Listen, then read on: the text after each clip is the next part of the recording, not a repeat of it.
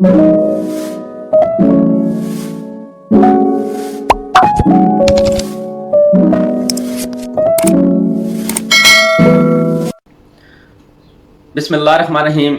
अस्सलाम वालेकुम दोस्तों, उम्मीद करता हूं कि आप खैर खैरियत से होंगे। Welcome to my YouTube and Facebook channel doctor Tariq Mahmood. दोस्तों, एक क्वेश्चन किया गया कि बहुत टाइम हो गया शादी को, बच्चा नहीं हो रहा यानी प्रेगनेंसी नहीं हो रही, उसके लिए कोई वीडियो बनाएं या कुछ मेडिसिन का बताएं। दोस्तों, आज हम बात करेंगे प्रेगनेंसी ना होने की क्या वजूहात हैं। अगर आप बहुत टाइम से जो है वो प्रेगनेंसी अचीव करने की कोशिश कर रहे हैं, बच्चा नहीं हो रहा, जिसकी वजह से आप बहुत ज़्यादा डिसअपॉइंटेड हो गए, तो आज ये वीडियो आपके लिए है। दोस्तों, ये जो प्रेगनेंसी अचीव होती है उसके लिए कम से कम 6 महीने या 1 साल का टाइम दरकार होता है। बाज़ दफ़ा 2 से 3 महीने जो है वो प्रेगनेंसी की कोशिश करते हैं हस्बैंड और वाइफ, बाद में ये समझते हैं शायद उनमें कोई प्रॉब्लम है, वो डॉक्टर की तरफ भागते हैं।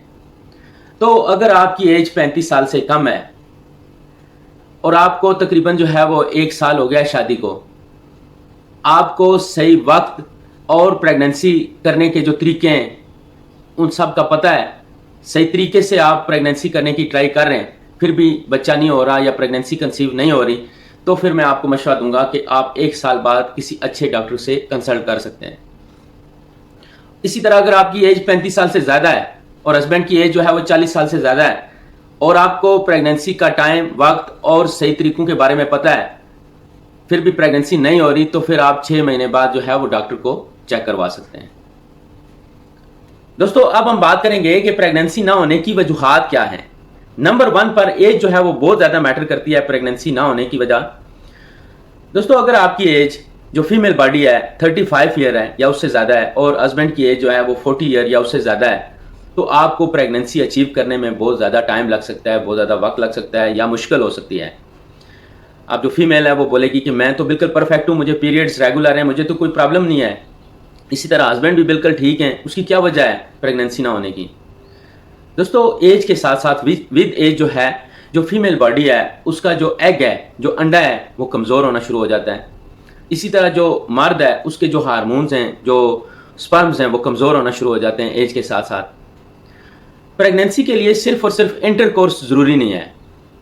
हम बिस्तरी हकूक़ ज़ौजियत आप अदा कर रहे हैं, पर प्रेगनेंसी के लिए अच्छी क्वालिटी का एग यानी अंडा फीमेल बॉडी में और अच्छी क्वालिटी का स्पर्म मेल बॉडी में होना ज़रूरी है, जो आपस में मिलकर प्रेगनेंसी करते हैं। दोस्तों, नंबर 2 पर नो ओव्यूलेशन, यानी कि फीमेल बॉडी में एक एग या अंडा प्रोड्यूस होता है, अंडा बनता है जो मेल स्पर्म्स के साथ मिलकर प्रेगनेंसी करता है। अगर वो अंडा बन ही नहीं रहा तो प्रेगनेंसी नहीं होती, या वो अंडा बहुत ज़्यादा वीक है।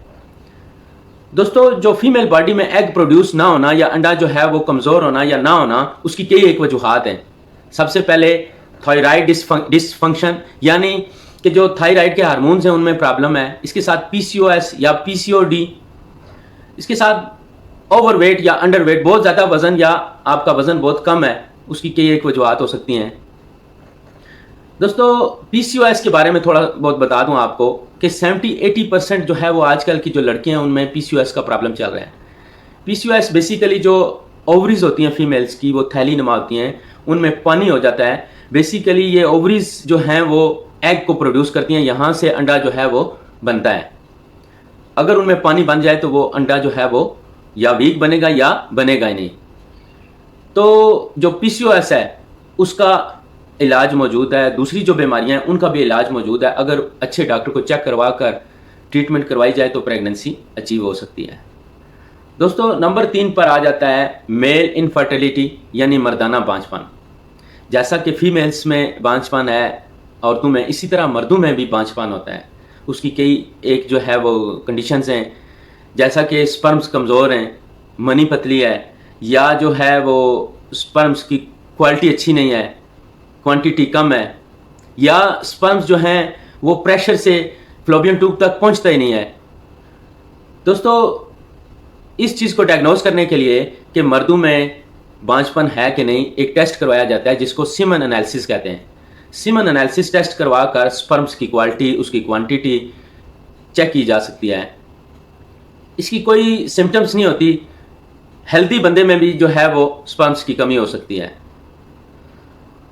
दोस्तों स्पर्म्स काउंट को ज़्यादा करने और मर्दाना ताकत को बेहतर करने के लिए नेचुरल फ्रूट्स जो है उसके ऊपर मैंने वीडियो बड़ी डिटेल से अपलोड की हुई है ऑलरेडी यूट्यूब के ऊपर।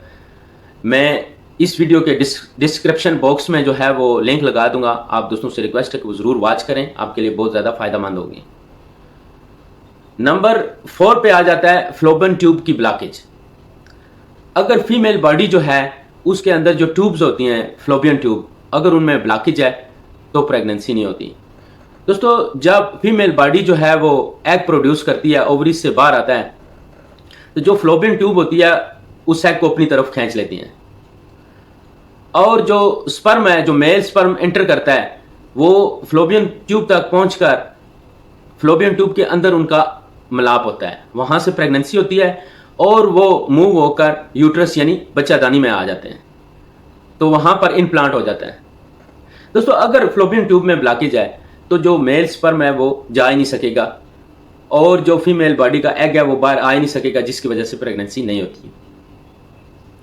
तो अगर दोनों ट्यूब्स ब्लॉक हैं तो फिर सर्जरी के जरिए ही उनको ओपन किया जाता है।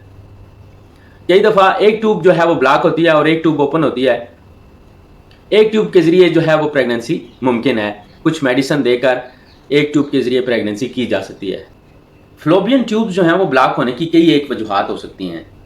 उसमें मिस कैरेज है या अबॉर्शन हो सकता है या कोई इन्फेक्शन हो सकता है, इसके साथ साथ कोई सेक्सुअल डिजीज़ हो सकती है। इसके साथ साथ जो है वो फ्लोबियन ट्यूब्स ब्लॉक होने की एक वजह जो एंडोमेट्रियोसिस है। एंडोमेट्रियोसिस का मतलब यह है कि जो यूट्रस है उसमें जो टिश्यू होते हैं, कई दफ़ा उनको एंडोमेट्रियम कहते हैं। कई दफ़ा जो वो टिश्यू हैं वो यूट्रस के साथ साथ जो है वो फ्लोबियन ट्यूब के आसपास भी बन जाते हैं, जिसकी वजह से फ्लोबियन ट्यूब जो है वो ब्लॉक हो जाती है। दोस्तों ये जानने के लिए कि फ्लोबियन ट्यूब जो है वो ओपन है कि नहीं, एक टेस्ट किया जाता है जिसको HSG कहते हैं। HSG जो टेस्ट है बेसिकली एक प्रोसीजर है जो गायनाकोलॉजिस्ट करती हैं। वो एक वाइट किस्म की मेडिसिन होती है जो इंजेक्शन के जरिए जो है वो फ्लोबियन ट्यूब्स में डाली जाती है। उसमें एक कैमरा लगा होता है, वो टीवी स्क्रीन के ऊपर फ्लोबियन ट्यूब को वॉच कर रही होती हैं कि वो ओपन है कि नहीं। ये एक प्रोसीजर है, थोड़ा एक्सपेंसिव भी है और थोड़ा सा पेनफुल भी है। वो करवा कर आप ये जान सकते हैं कि जो फीमेल बॉडी की जो फ्लोबियन ट्यूब्स हैं वो ओपन हैं कि नहीं। अगर फीमेल की जो फ्लोबियन ट्यूब है उनमें ब्लॉकेज है तो उससे जो है वो इंटरकोर्स के बाद पेल्विक रीजन जो है वो पेट का जो निचला हिस्सा है उसमें दर्द हो सकता है, या आम दिनों में भी जो पेट का निचला हिस्सा है उसमें पेन हो सकता है, या उसके साथ साथ जो पीरियड्स हैं वो बहुत ज़्यादा पेनफुल होते हैं, बहुत ज़्यादा होते हैं, ब्लीडिंग बहुत ज़्यादा होती है, या उसके साथ साथ आपको पेट में दर्द हो सकता है। इसके साथ साथ अगर फीमेल रिप्रोडक्टिव सिस्टम यानी कि जो फीमेल्स में बच्चा पैदा करने का जो निज़ाम है, जो फंक्शन है, उसमें कोई कुदरती तौर पर या पैदाइशी तौर पर बनावट में कोई कमी है या कोई बनावट ऐसी है जिसकी वजह से प्रेगनेंसी नहीं हो रही, तो इसका किसी हद तक सर्जरी के जरिए इलाज मुमकिन है। सर्जरी करके उसको फिक्स किया जाता है जिससे प्रेगनेंसी की जा सकती है। दोस्तों मैं उम्मीद करता हूं कि आज आपको प्रेगनेंसी ना होने की वजूहात के बारे में मुकम्मल मालूमात हासिल हो गई है। अगर ये वीडियो अच्छी लगे तो ज़रूर लाइक करें, दोस्तों तक शेयर करें और मेरे चैनल को ज़रूर सब्सक्राइब करें। आपका बहुत शुक्रिया।